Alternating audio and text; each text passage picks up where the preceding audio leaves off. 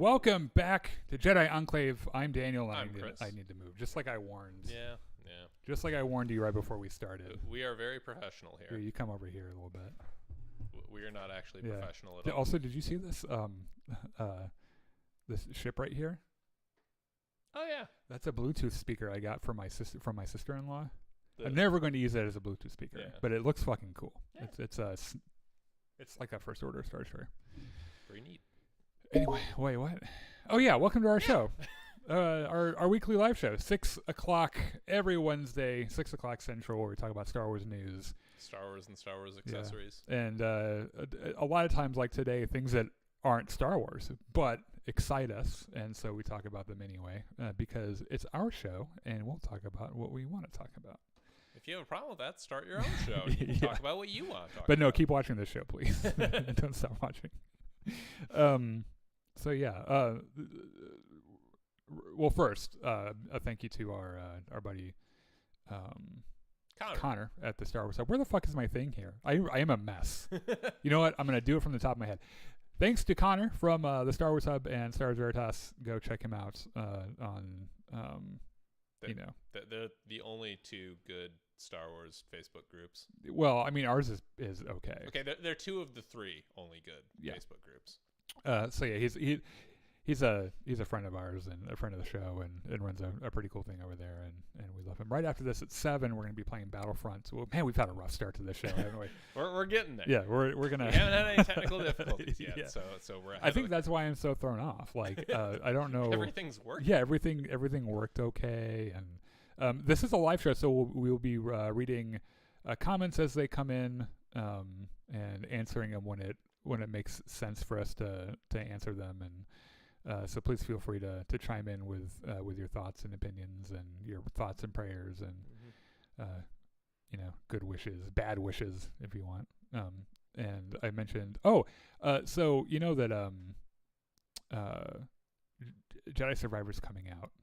Yes, relative February. Yeah. I think? So I've been doing a run of Jedi Fallen Order where I try to get 100% completion. Yeah, I've seen that. And my computer's like freaking out right now. I'm trying to make it so I can see the chat, and it just is not cooperating. So I started off at like I don't know, like 62%, 63%. And I pulled up a guide, and then I started just fucking grinding away at these stupid fucking tasks to get 100%, to get all the trophies and shit.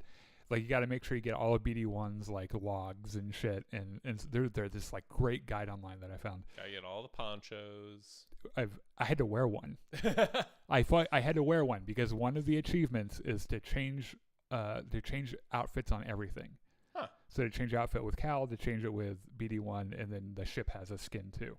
And so you had to switch them all at the same time for it to work, because it's like kind of buggy. Yeah. And so like I immediately took it off after that.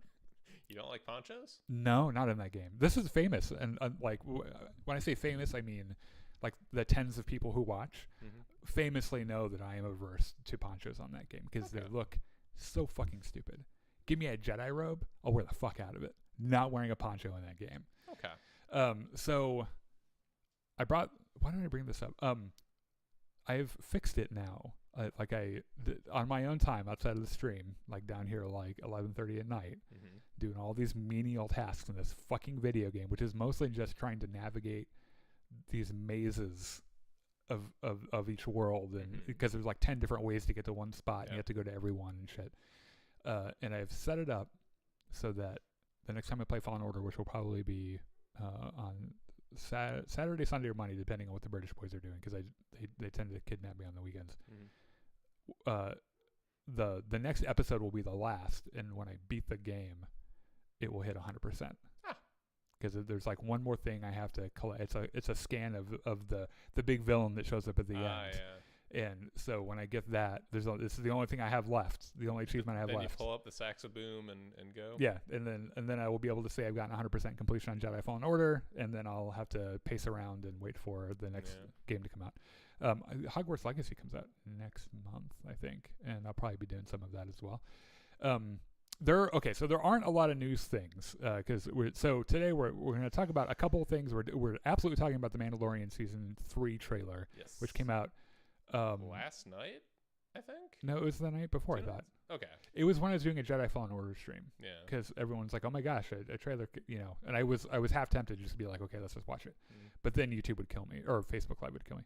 And then we're going to recap Bad Batch season 2, episode 4. Mm-hmm. And then we are going to talk about The Last of Us that premiered on HBO on Sunday, Mm-hmm. and I was just blown away by fucking. I don't know if you know about the drama with HBO. So HBO is like known for prestige shows, Sure. right? Yeah. They spend tons of money on shows. They arguably invented the prestige show Yes. with like The Sopranos. Absolutely, And like yes. The Wire was them too? Or Maybe was that Showtime? I don't know. But The Sopranos was Yes. kind of the beginning of and then like Game of Thrones later on just kind of like cemented everything. But I don't know if you know about the drama that's happening at HBO right now. Their parent company, like the guy that's running all of the stuff there, came over from the Discovery streaming service. Oh. So like the guy that had them cancel the Batgirl movie. Yeah. And he doesn't want to do prestige TV on HBO. He wants to do reality shows. And like George R.R. Martin. So first of all, like I don't know a single person who pays for HBO. I don't know who the fuck is watching all these HBO shows because nobody's paying for them. I'm gonna sip my soda. Number two, even fewer people would pay for HBO if it was reality TV. Yeah. Like I think you know what you're getting into when you go to HBO. You want to watch shows that are cinema quality, Yeah. that have big budgets and have great stories. Mhm. And it turns out that that's what The Last of Us is. Hopefully they do more than one season of it. And George R.R. Martin already talked about it a little bit. He was like, so this hasn't affected House of the Dragon too much because we got started on that way before that happened, but it is affecting the other Game of Thrones stuff we're trying to do. So hopefully they don't fuck everything up over there, because if they cancel House of the Dragon, if they cancel The Last of Us even after one episode of seeing it, they'll have to find a new person to run that because I'll find him. And I won't say exactly what I do. Juan, things you should not do on on the stream. Yeah. Juan says, hello there. Hello there. And then Sheezy says, the music stand is a desk for the win. This is how you know that we're musicians. Yeah. I have 4 or 5 of these down here. I have 3. Good old man Hassets. And I stole these from our school of music, actually, on accident. It was after a gig, and it was off campus, You and just brought it home, and Yeah. I have a stand now. Yeah. And then when we moved, I was like, oh well, I'm done there, so I can't take it back. I got 3 more upstairs too. It's crazy. These make fucking these are solid. They're professional equipment. They're like metal. I could beat someone to death with them if I wanted to. Quick news thing that barely matters. I mean, it matters to us, and it'll matter to people, but it's like a little bitty thing. So, some people might remember that Star Wars: The Rise of Skywalker famously was going to be John Williams' last movie that he scored, right? And everyone's like, that makes sense. Sure, he's old as hell. Yeah, you're 132 years old. When 900 years old you reach. Yeah, right. And so everyone's like, good job. Yeah, What a great fucking career. Good send off. 50 years of movie scoring, every one of which has made some famous theme that people can't get out of their heads. Mhm. The dude invented modern film scoring as we know it. So they did an interview with him, and because he was like, you know what, I'll do Indy 5. Yeah. Because Sure. Yeah. Right. You've done the other Right. indie films. Why not? So they did an interview with him. He's like, yeah, so doing Indy 5, it just as a kind of a favor to Steven Spielberg because they're really good friends. Yeah. And then I've discovered that Steven Spielberg isn't retiring. So I've decided not to retire, and I plan to be, and he said this, writing scores for the next 10 years, which means, first of all, maybe he knows something about his health that we don't, because he seems real sure he's going to last another 10 years. I mean, he looks pretty spry for his age. He's still conducting concerts. He's still flying around the world, Mhm. conducting concerts with the Berlin Phil, all these huge fucking orchestras. Well, conductors famously have longer life expectancies than everyone else, because it turns out conducting is actually really good aerobic exercise. Yeah. Yeah, he looks great for a guy Yeah, it that's elevates your 90. arms above your Yeah. heart. It's doing a whole Yep. bunch of work. Allegedly stolen. No, I definitely stole them. There's no allegedly about it. In fact, I even told one of our professors later on that I played a gig with. I was like, I have like 6 stands from the School of Music, and they're like, they buy new ones every 10 years. It doesn't matter. So that was the John Williams thing. And I mean, I messaged you like John Williams is going to be composing until he's decomposing. Yeah, I feel like based on what I know of him, his work ethic is so intense, and he it doesn't seem like it's a job for him anyway. I mean, it's just what he does. It's kind of like the idea of me like retiring from the saxophone or something. It's like it's like I do it because I really like it. Like I really enjoy it.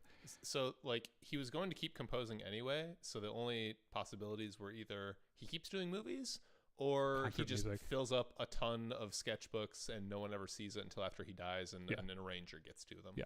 So it's hopefully he stays healthy and we get to hear a bunch more shit from him. And he wrote just a few days ago. He wrote like new music for ESPN. Huh. And they premiered it in this like little sizzle reel, and it sounds pretty. It sounds a little bit like the theme from Obi-Wan Kenobi, but it still sounds really cool. So, also in the world of Star Wars, Mandalorian season 3 had a trailer a couple of days ago, and we knew it was coming. I just forgot, because like a week before they're like, oh yeah, they're putting out a Mando season 3 trailer on Monday, whenever it was, and I just kind of forgot about it. I came out, watched it, fucking great. And there's been this meme flying around that I laugh at every time I see it, which is I don't remember what the meme is, but the gist of it is that like people who haven't seen the Book of Boba Fett not understanding how Grogu got back into the story, and so like I saw one guy comment on Facebook. He's like, "Well, I'm not watching Book of Boba Fett, so I don't. We're just stupid. Like, if you're a Star Wars fan, go watch some fucking Star Wars. But if you've not seen the Book of Boba Fett, make sure you go and watch that before you see Mando season 3. Also, we'll be coming out with a Mando season 2 ultimate recap that will include the Book of Boba Fett. And it turns out Book of Boba Fett was Mando season 2.5. Yeah, it absolutely was. So there's a lot of the stuff was, you might remember in D23 they showed some footage from this. A lot of it's kind of like some of the same footage and some of it's new footage. And of course, Pedro Pascal is back for this. Of course. Carl Weathers as Grief Karga. The small army of puppeteers that move Grogu around. Right. Giancarlo Esposito is coming back as Moff Gideon and so on and so on. Katie Sackhoff is Bo-Katan. Yep. So I'm going to go through some of these shots because there are like 6 times as many Mandalorians in this than we're used to seeing in the show. They all look really cool. Yeah, they do. It is like, okay, so like when you think of the Mandalorian after he gets his sweet new armor, he's very like, it's just all like chrome, right? He's all like silver and shiny. Very shiny. He's got some like browns and neutral colors going on. Yeah, just barely though. Yeah. It's mostly just like you can see yourself in it, right? The other Mandalorians are like, fuck silver, we're doing all the colors. And so in a couple of the shots, so if you don't remember, in Mandalorian season 2.5, also known as the Book of Boba Fett, Mandalorian, after he gives up Grogu to Luke Skywalker, he's doing he goes back to bounty hunting, right? And he does a couple jobs, and then he meets up with the armorer and pre-Vizsla or post-Vizsla, or something, and he volunteers the information that he took his helmet off. She's like, then you aren't a Mandalorian. Get the fuck out. Which, like, it's so funny, like, because he's so honorable. She's like, have you ever taken your helmet? She had no reason to ask, right? She was like, it was just part of the ritual. It's just something right, they do. Or maybe she had a suspicion, but she's like, their fucking hokey religion. Yeah, and she's like, did you ever take your fucking helmet off? And he's like, yeah. He just doesn't say anything for a few minutes, and he's like, yeah, I did. I'm sorry. And she's like, well, you're fucking excommunicated. You're done. Yeah. And the only way that you could ever fix this is if you go to the Healing Springs on Mandalore. Yeah, if you go to the fucking pilgrimage. Right. And everyone watching was like, okay, so season 3, this is what's gonna happen, and this is clear in the trailer. They clearly go back to Mandalore, and we find, I think, it's in Book of Boba Fett that we see what happens to Mandalore, right? Or was that it was season 2? It might have been season 2, the Night of a Thousand Tears or whatever, where Mandalore gets fucking nuked. Yeah. So they return, and it looks like Mando's got a bit of a following now.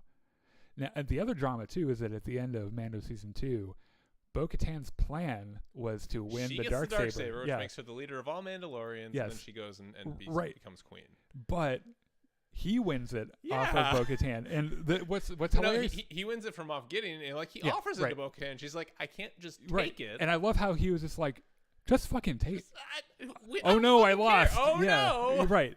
And let's fucking play tiddlywinks for it. I don't care. And a part of Mandalorian 2.5 is him like kind of figuring out how to use it, because it's like real heavy for him, and it shouldn't be, and they haven't really explained it yet.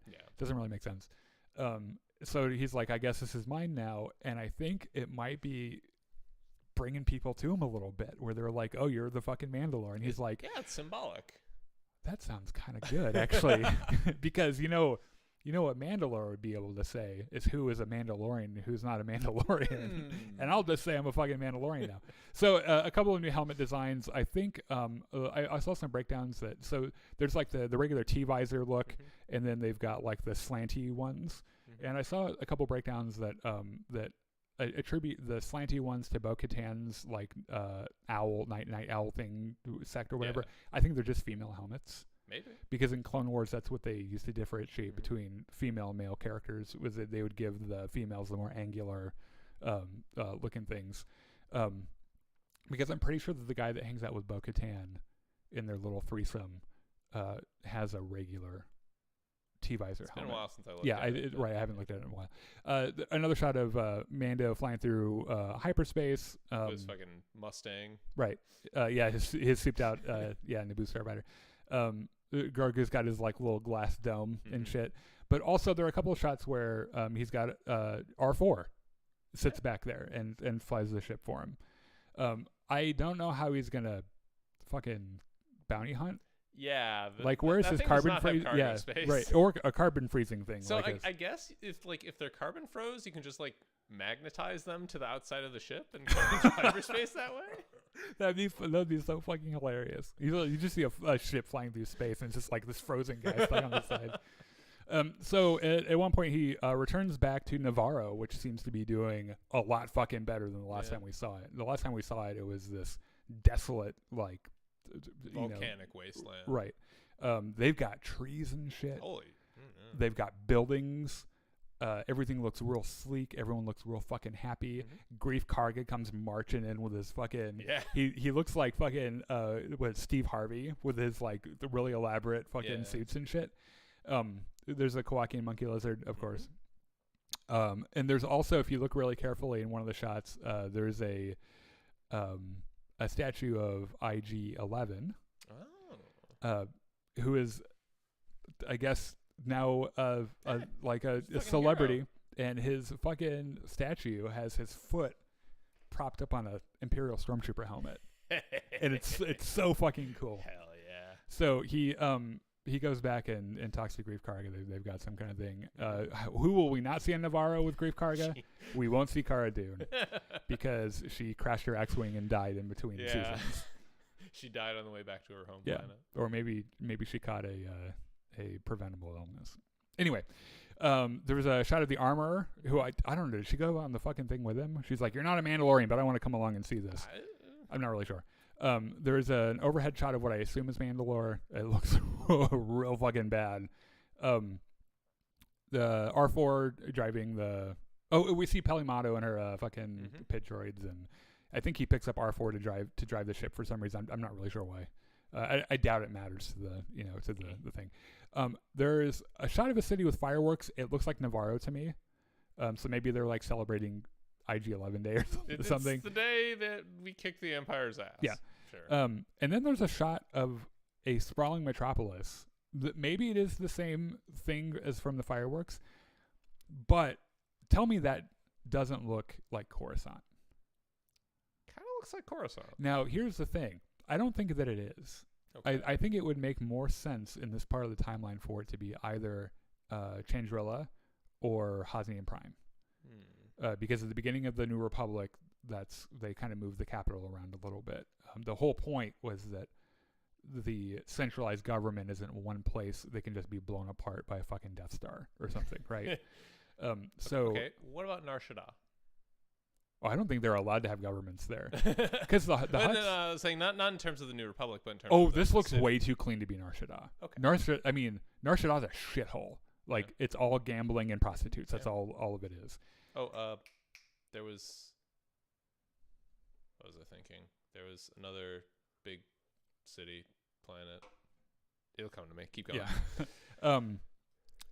There's a shot of Dr. Pershing riding through like on his little like car through this whatever this town is or this planet is.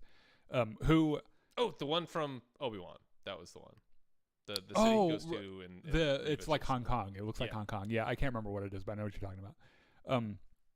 So where does Dr. Pershing's where does his allegiance lie? Because at the end of Mando season 2, he was helping them storm the light freighter and everything. Yeah. So he seems to be sympathetic toward Grogu as well, but he's got those real sketchy fucking glasses. So it could be anything. There's the X-wing pilot. One of two of the X-wing pilots that kind of just cruise around and try to pull people over and shit. The highway patrol. Yeah. The guys that all of the fucking noobs thought Luke's X-wing was when it pulled in.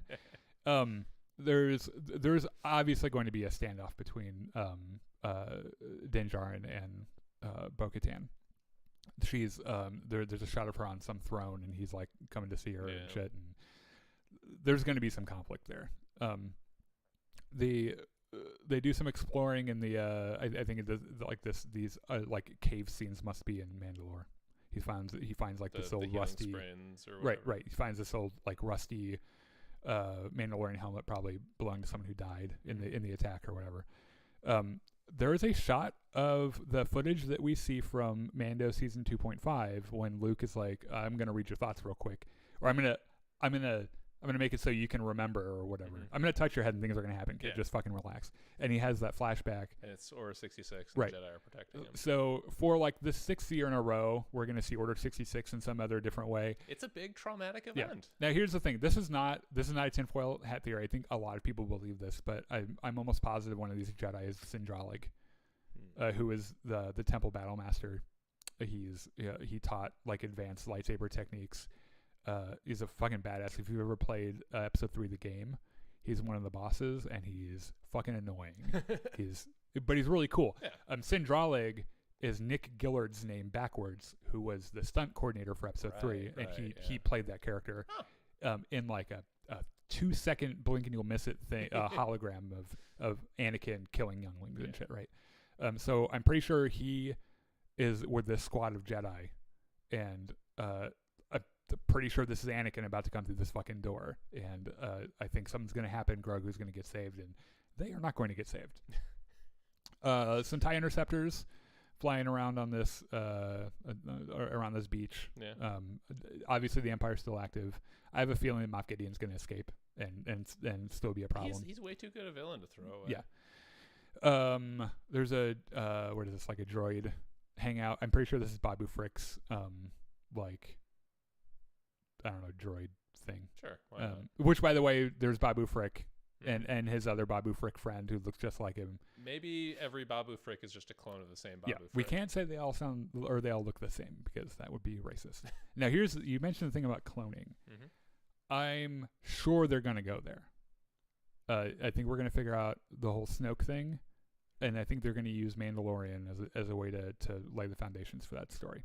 Okay. I think that's why Dr. Pershing is involved, and I think that's why they wanted Grogu and everything, so that's going to connect. Okay. There aren't a bunch of other things, like super important things. There's a monster that jumps out, and he's like, "Arr!" There's a Star Destroyer being built. This isn't in the trailer, is it? I don't remember that being there. In the Disney Plus version of the trailer, there's an extra short scene showing a Star Destroyer on a city planet, most likely being dismantled. That would make more sense. Yeah. So yeah, that was we probably went a little long on that, but Mando season 3 is Cool coming trailer. out. Yeah, it was a cool trailer. Coming out in a month and a half. Yeah, soon. Let me read this real quick. Cheesy says his new starfighter is so sick. I know, and Revell, the model company that has the contract with Star Wars, is coming out with a model for it too. And it was like good because I won't have to 3D print it because I've been 3D printing shit like crazy. By the way, I'm working on I'm gonna 3D print a lightsaber for a friend. That way, if I mess it up, I just give it to him and don't have to worry about it anymore. But like the amount of Star Wars shit I'm gonna be 3D printing. I got a Grogu upstairs. It's fucking on my kitchen table. That's a fucking good printer, by the way. I didn't realize how cool that would be.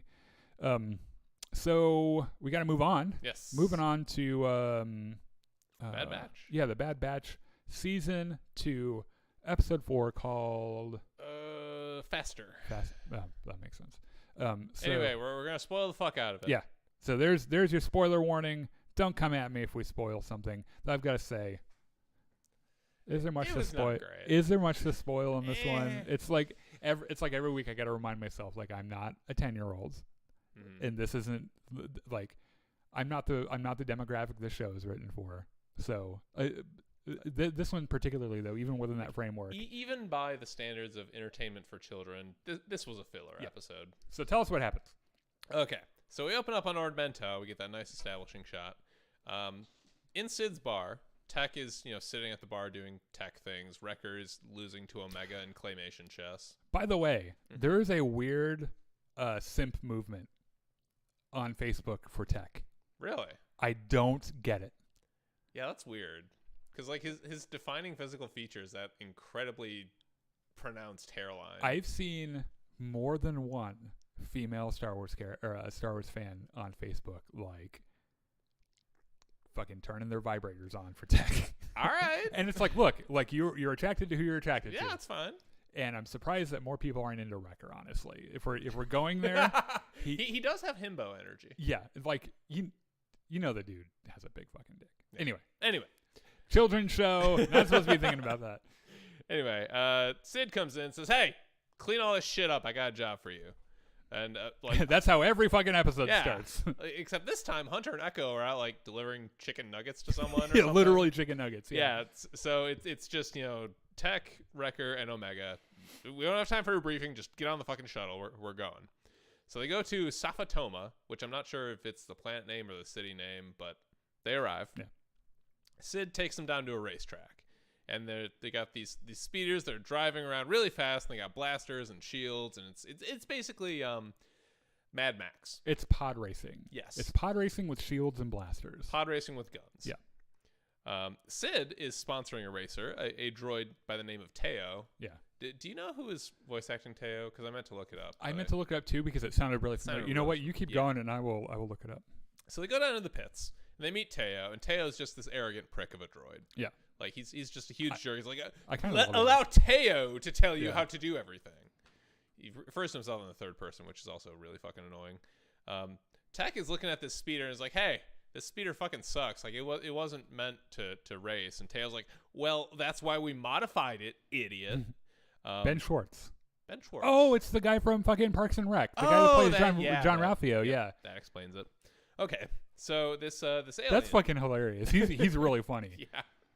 So this alien by the name of Malagi. Am I pronouncing that right? Malagi? I guess. I think so. Malagi shows up, and he's got some guys with guns. And he's like, he addresses Sid by her full name, which is Sidarin Scaleback. Which I didn't know. Feels a little racist. It is a little. I feel like it is a little racist, but it was like, oh, that's because I thought he was joking at first, like he was just calling her something. He's I was just like, using her full name. oh, because her name's Sid. That actually kind of makes sense. Yeah. So yeah. But now we know Sid's name. We can fucking go to sleep tonight. So Malagi is sponsoring another racer here, who just takes the opportunity to just talk a bunch of shit. His best friend, my army. Yeah. Wrecker's like, well, what did he say? And Tech's like, you don't want to know. Which is, translation, he was fucking cussing us out. Yep. Malagi's like, well, you got your fucking racer, I got my racer. Why don't we have a side bet here? Sid? Sid's like, absolutely.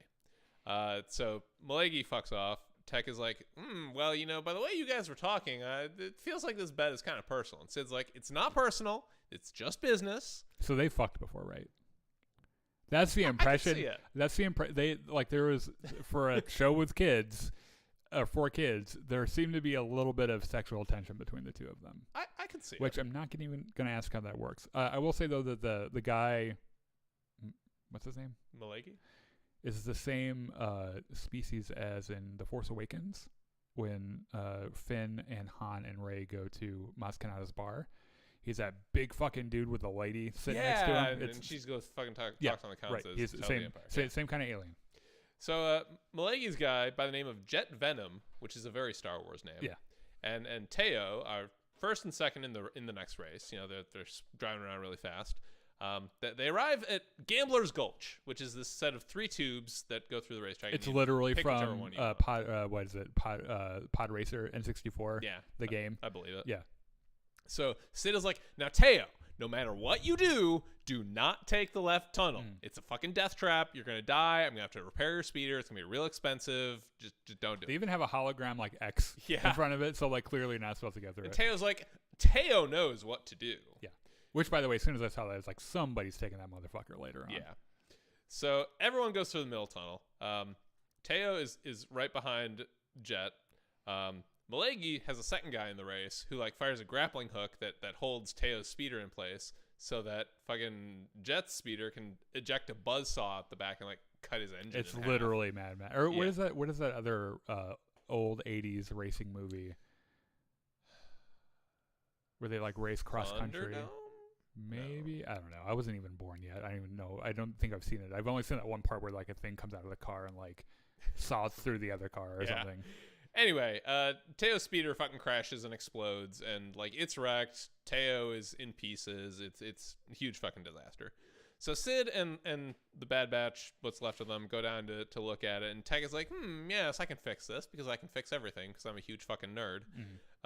Teo is sexy nerd apparently. Busted up, yeah. Malegi is like, hey, I'm here. Now give me my fucking money, Sid.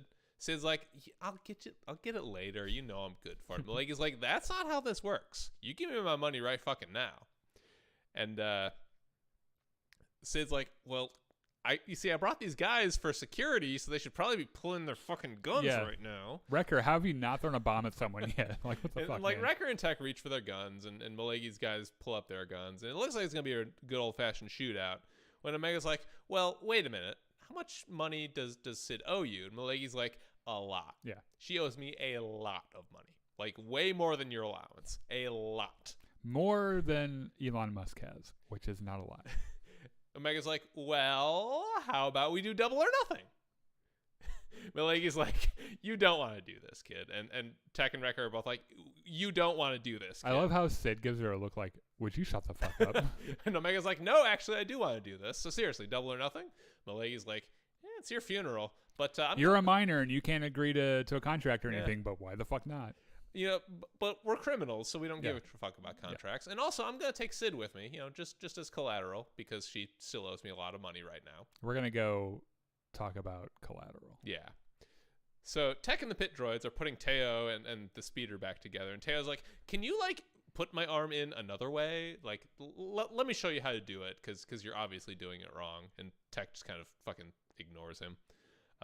Wrecker's like, well, why don't we just fucking hunt down Malegi and shoot him and like get Sid back that way? And Tech is like, well, the thing is, Malegi has a bunch of criminal friends, and like if we do that, then those friends are gonna come after us, and it's gonna be a big mess. And then just kill them too. Yeah, like fuck, you got Wrecker. Like, did you see the man in the last episode with a fucking cannon just going at it? Like, I wouldn't worry about it. Teo's like, by the way, the last person who tried to stiff Malegi is like dead, and their corpse is out in the desert somewhere. So maybe don't try to do anything funny.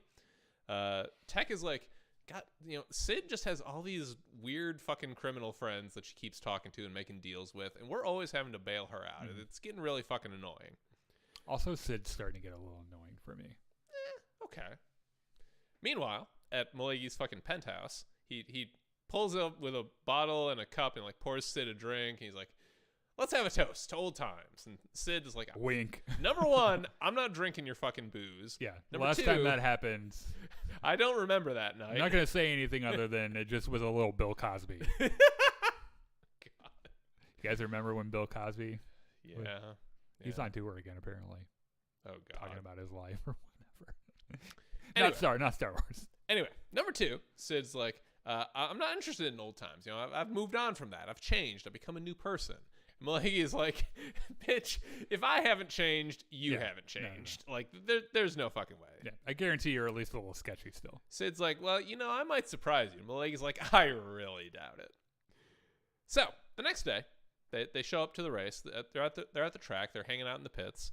And Tech is studying the track and what the other racers are doing. And Teo's like, that's stupid. Why are you stupid? Just don't worry about it. It's all about strategy and, you know, fucking skills and fucking instinct. Why are you the only clone with a receding hairline? Is it because you're the nerdy one? Can you explain that to me, please? Tech is like, well, speaking of strategy, yours fucking sucks. You should use less power on your guns and more on your shields. And Teo's like, you fucking idiot. The best way to win a fucking race is if there's no other racers. So if you don't mind, I'm going to go over and get in my race car. And he gets hit by another speeder. Yeah. Like, before he can even finish, it really is that abrupt. It's so fucking hilarious, too, because I figured that Tech was going to be the one that ended up racing. Yeah. I didn't realize that there was, like, the one part of the episode I really liked. It was like, oh, all right then. Malagi just strolls up and says, yes, you know, Safatomo is a very dangerous place. Which makes me think that he bribed the racer to fucking hit him. Maybe, yeah. But anyway, so they don't have a racer, so it looks like Sid's gonna have to forfeit, which is just not good for anybody. Tech is like, well, fuck it, I'll drive the fucking car. Malagi's like, oh, okay, it's your funeral. So the racers all line up at the starting line. They get introduced one by one. There's huge applause from the audience. Then they get to Tech, and everyone's just fucking silent. Yeah. And I was like, Tech. Who the fuck is Tech? Like, is that's his whole name? Just Tech? Like, I like how his reaction was like, whatever. Yeah. So, the race starts. Jet Venom, the bad guy is in first place, and Tech is actually in last. Tech is like, yeah, no, it's fine. It's all part of my strategy. Don't worry about it. Wrecker's like, you kind of have to win to, you know, go fast and not have bad things happen. Tech's like, don't worry about it. Just send me the schematics for the left tunnel on the track. And Omega's like, you're not supposed to go in the left tunnel. It's a desert. And Tech is like, just fucking do it. Yeah. I'll figure it out. Don't worry about it. Wrecker's like, how are you going to analyze that while you're trying to go fast? And Tech's like, I can multitask. Don't worry about it. So he diverts all his energy from weapons to shields, which is, that was like an X-Wing versus TIE Fighter thing, right? It felt like it a little bit. Yeah. Like the whole power shunting thing. Mm-hmm. And he's, you know, rolling around. Some people are shooting at him, but he's fine. First lap, he goes through the middle tunnel, decides, you know, I'm going too slow. I need to go faster. Let me just pull into the pits. Let me just fucking drop the guns off the front of my speeder and peel out. He's like, yes, I have less weight now. I can go faster. This is great. So he starts, you know, actually making up time. And Omega is looking at the schematics, and she realizes why nobody ever takes the left tunnel, because like the bottom of it is missing for like half the length of the tunnel. And Tech's like, it's fine. I'll just, you know, scoot up on the side and we'll be fine. Omega's like, you have to be going really fucking fast to do that. And Tech's like, I got it. Well, I can go real fucking fast. I can go real fucking fast. Yeah. Don't worry about it. Also, the left tunnel is the shortest in terms of total length, which is theoretically makes you go fast. Yeah. So that's what he does. He pulls into the left tunnel, fucking scoots up the side, and before the floor, when the floor comes back, he scoots back down. Mm-hmm. He's good. It's also after did you mention he ditched his weapons? Yep. And, Yep.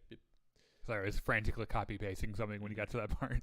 Yeah, so he's like up towards the front of the pack now. Malagi's guys go for their like grappling hook and buzzsaw maneuver again, and Tech is just like, bitch, I saw you do that yesterday. He just fucking dodges out of the way. Mm-hmm. Grappling hook grabs Jet Venom, pulls him back, and the buzzsaw goes into the second guy's engine, and they both fucking explode, and there's a huge dust cloud, and the answer's like, who's going to win?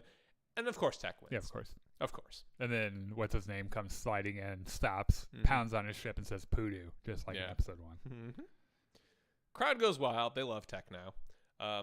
Squad shows up to Malagi's place. They're like, hey, give us Sid back. And Malegi's like, all right, here's Sid. You know, Sid's like, yeah, hey, thanks guys, that was really great. I owe you one, and I'll definitely make it up to you. Yeah. Now let's get the fuck out of here. And so she goes out the door, and the other three are about to follow her when Malegi's like, hey, hold up a second. So like, you totally didn't have to do any of that. You could have just walked away and left Sid alone, and like that's really commendable loyalty. But Sid doesn't always reciprocate that, so maybe you should watch your back. Yeah. And that's the end of the episode. Yeah, which I think that's something everyone kind of knows about Sid. Sid's kind of sketchy. Right.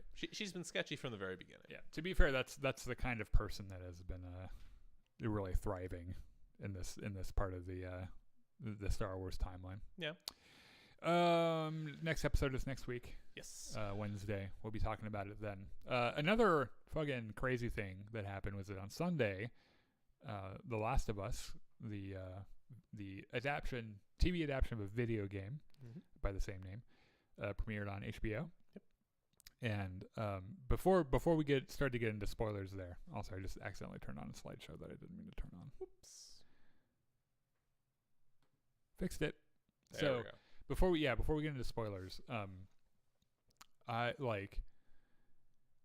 really surprised at how, like, I thought I was going to enjoy this, but I ended up enjoying it way more than I thought, and is, I would dare say, the best screen adaptation of a video game ever. That is a low bar to clear. It is, when you consider that. What do they have, like the early '90s version of Mario Brothers, the Mortal Kombat movies. Yes, they did a Street Fighter movie. That movie is so bad it's good. Yeah. Fucking Jean-Claude Van Damme playing an American character with this incredibly thick European accent. You know, I remember liking that a lot when I was a kid. Like, I had Street Fighter toys. Like, I thought it was cool. Yeah, it's a stupid movie that kids would love. So yeah, the bar isn't very high. Yeah. But I mean, it's HBO, and the thing you can count on from HBO is it being fucking quality. Yeah. Like at least for now, like they do, you know, the whole prestige TV thing. So I have not played the game yet. I think as soon as I do this, it's actually lying it's right on there. your Yeah, counter right there. I think that after I do this Fallen Order thing, I'll get into it because I've been like I've watched gameplay of both games from start to finish, so I know what happens, and I'm excited. The story is so good. I think that's why everyone's really excited about it. Have you played it or seen any of it? Not really, no. Okay. Like, I know in broad strokes what happens. Okay, yeah, I won't mention anything that ends up happening or anything. There's one thing I might spoil a little bit, but it was out of a DLC thing. So which, by the way, starting now, I'm gonna start saying shit that happens in the show. If you don't want it spoiled, you can pause this whenever you're watching it. Go back, watch the show, and then come back. And if I miss any details, put it in the comments. Can I get some broad strokes impressions before you get into the deep spoilers? I think it's really funny that Pedro Pascal is in another samurai and the lone wolf situation, but he does it real fucking well. Yeah. Pedro Pascal is a brilliant actor. Does a very convincing Southern accent. Yes, yeah, I know. I agree. The actor, I've seen some, I think people are 50-50 on the girl that plays Ellie. I love her. I think she's great. And I think that she does a good version of the character without trying to impersonate the video game. She's very good at being a snarky teenager. That character that's like her whole thing.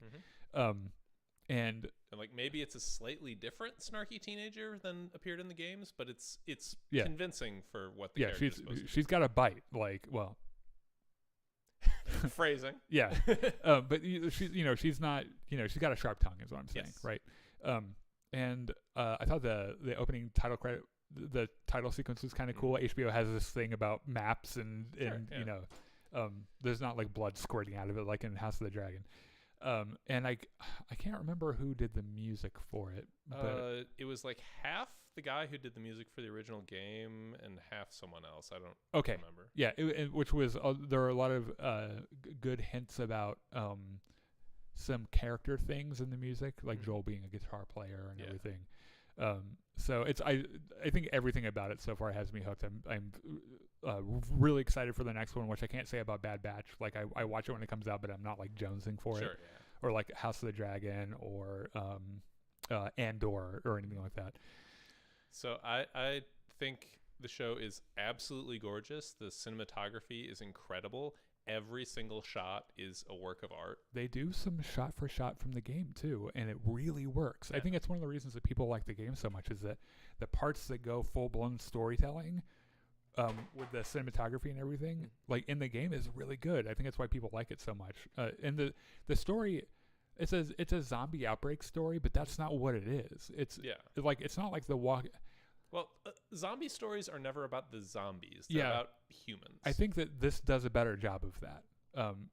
Because I've seen some of The Walking Dead, and look, I know there are people out there that fucking love it. I could not get into it, and this had me after the first episode. So, I think it's also extremely well acted. The cast is fantastic, top to bottom. Even the fucking bit characters who have like 2 lines are very well done.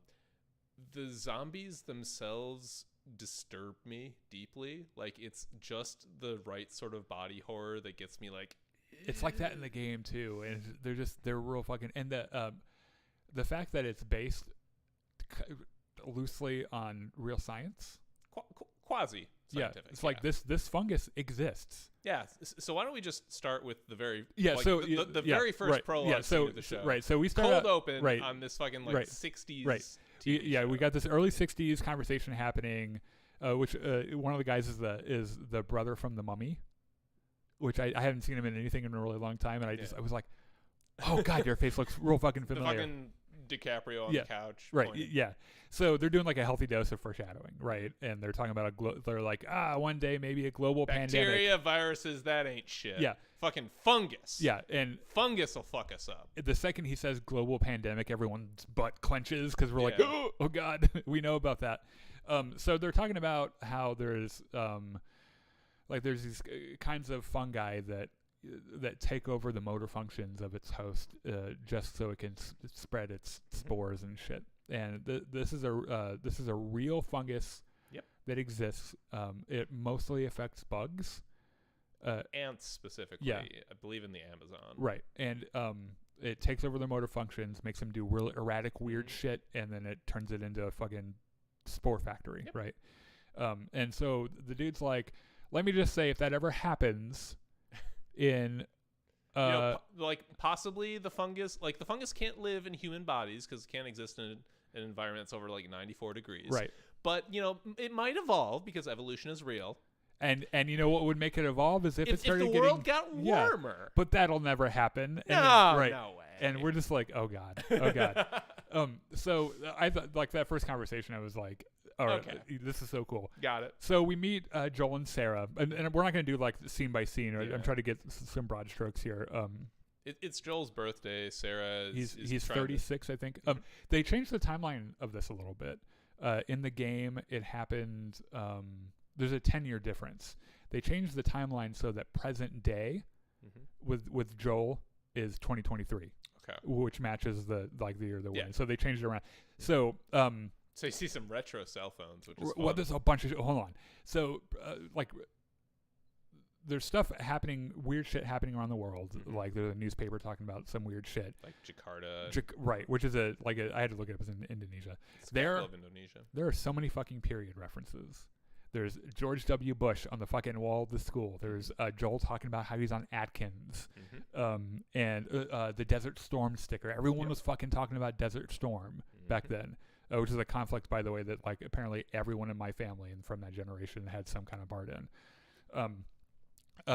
We also, so Joel's like, did they never talk about Sarah is his daughter's name, right? I believe so. Yeah. They never talk about her mom. It's not one of those things where like, oh, since your mom died, blah blah blah blah. Like they're doing the best they can. They're as functional as they can be. Joel is like they're all in Texas, so he's a fucking Texan, but he's a softie. Like he loves his daughter, and she's got a smart fucking mouth on her, but she's really smart. So like it doesn't matter. They meet Uncle Tommy, who's another character from the game, and they're both like gonna go do this construction gig, and they gotta do a 12-hour shift. It's Joel's birthday. Contractors or whatever. Yeah. So Sarah ends up stealing money to get a watch that he has that's broken fixed, and there's a shot at school where like there's a real like weird shit happening. Like there's parts of the bracelet that's like, or I guess it's like 2000, was it like 2002 or 2003? So they have their big Trapper Keeper, Yeah. and they're like drawing the 3-dimensional The S thing, the and cool S. yeah, right. But like she goes to the watch store to get this thing fixed, and like the watch shop owner's wife comes out and starts talking to him in this foreign language, saying we need to fucking close because shit's going down. You don't need the translation. You know, she's like, get this bitch out of here. we got to close. Because like a bunch of police cars and ambulances go by, and you know she gets the watch and goes home. Yeah, and she meets an old lady next door, and steals a DVD, and borrows a DVD, and there's this brilliant fucking shot where she is like, first of all, don't ever fucking make cookies with raisins in them. Just don't fucking do that. But she's talking to somebody, but in the background, out of focus. Yeah, she's going through the DVD is right, and like have you seen It Chapter 2? No. There's this great fucking scene of this old lady doing weird shit in the back, like really grotesque movements and like being weird and completely butt-ass naked and shit. It was so much like that, where like you see her mouth moving and she's like, yeah, it's so fucking weird. She gives him the watch. They watch the DVD. She falls asleep. Tommy gets arrested because he beats the shit out of someone who's probably a zombie now. Mm-hmm. She wakes up. Joel's not there because he goes busting Tommy out of jail. And there's some shit happening outside. Yes. There are sirens. There are helicopters. Shit's exploding. The neighbor's dog comes over and she's going to take him back and looks inside, and the fucking old lady is like zombie attacking the guy and his wife. Yeah. The one guy, by the way, that acting performance is really convincing, where he's just sitting there and he doesn't even say anything. He's just looking over at her like, what the fuck? Well, he's also probably hallucinating, because that was what, like they were saying, the cordyceps makes you hallucinate. Right. So she gets the fuck out, and the old lady chases her, and just in time for Daddy Joel to come in and just fucking beat this bitch across the face with a big wrench, right? And I'm gonna note her reaction, because it's a lot different than in other characters later on. But Sarah's like really stunned by it, and she just can't move, and she's crying and shit. So they try to escape. And this is where we get shot for shot from the game, where they pass a burning farm, they pass a family whose car is broken down, and Joel is like, "Fuck no, we're not stopping." The highway's blocked up. Yeah, they're fucking quarantined from all directions. Right. Yeah. So they try to drive through this town, and there's this great bit of cinematography where you're watching the characters from the front, and you see this plane in the background. But if you're not paying attention, you'll miss it. And it's like flying, and like kind of goes up a little bit, and you're like, that bitch is gonna crash. And it just keeps getting closer and closer. Yeah. And there's this great fucking plane crash. The effects are great. Giant explosion knocks the truck over. Tommy and Joel get separated. Joel takes Sarah. They're gonna meet up the river. Yeah, she broke her ankle, so he has to carry her. And right before they get to where they're meeting Tommy, there's it's either a National Guardsman or someone from the army or something who clearly gets a kill order. He's like, "Hey, I found these fucking people," and the guy on the other end is like, "Fucking kill them." And Joel tries to shield her and run away, and I think they both get shot. I think Joel gets shot as well. Yes. And Sarah. Tommy kills the soldier. Right. Which he kills a lot of people in the game, by the way. And Sarah dies. Yeah. And it's fucking heartbreaking. It's just like, and like, if you've never seen the game before, this could be the main character, because it sticks on her a lot throughout the whole thing, and it's very Game of Thrones. If you don't know what's coming, it's like, oh, well, she's fucking dead, I guess. The whole sequence is horrifying. Yeah. It is harrowing and disturbing. You know, the thing that really got me was that they didn't have to show her dying. They had a reaction from Tommy, who, like, Joel's trying to like get her to get up. Get her up. We'll get you to the hospital. And Tommy's just like, Joel. Yeah, like you see him realize that she's dead, and then it pans over to her, and it really is heartbreaking. So we're gonna do a House of the Dragon thing and flip in the timeline. 20 years later, this poor fucking kid is walking toward Boston, Massachusetts, which is now a fucking military dictatorship run town, run by a FEMA like organ. It's like a FEMA kind of a thing called Fedra. And if I can take him inside to the clinic, and this official is talking to him like, you know, we're just gonna run some tests. We got you tied to this chair because we don't want you falling over. We're gonna just prick you in the neck a little bit with this testing thing that is shows red. Yeah, he's clearly positive for the cordyceps. So and she's like, we're gonna get you your favorite food, and you're gonna get some cake and all the toys you want, and they fucking lethally inject. Yeah, and it's just like it's one of those. What a job to have. Yeah. I just talk about things I would never be able to do. So you meet Joel 20 years later. He looks fucking 20 years older too. And he's taken all the hardest fucking jobs he can get. Yep. One of them is dropping dead bodies into fires, right? And one of the bodies is that kid. And before, when he had this really emotional reaction to his daughter dying, he carries this dead kid in the same way, just fucking numb. Just no reaction whatsoever. Just dumps his body in the fucking fire. 20 years of a zombie apocalypse will do that to you. Right. So there's this whole conflict where his girlfriend / partner gets abducted by an enemy. Everyone girlfriend / business partner or something. Yeah. Yeah. They want a car battery because Tommy is he's elsewhere and hasn't been responding to radio calls. So, and which, like, if I was in a zombie apocalypse and I lost contact with my brother, I'd be like, where the fuck are we driving? Also, Joel is apparently a drug smuggler, and he's like selling drugs to a soldier in exchange. Yeah. And like the soldier is helping set him up with a truck. How fucking American is it that 20 years into a zombie apocalypse, we're still producing hydrocodone? We're still producing Vicodin, right? So there's this whole other thing with a rebellion group called the Fireflies, who found this girl, and you don't really know why they're interested in them. You don't even find out in the entire episode. Until the very end. Yeah.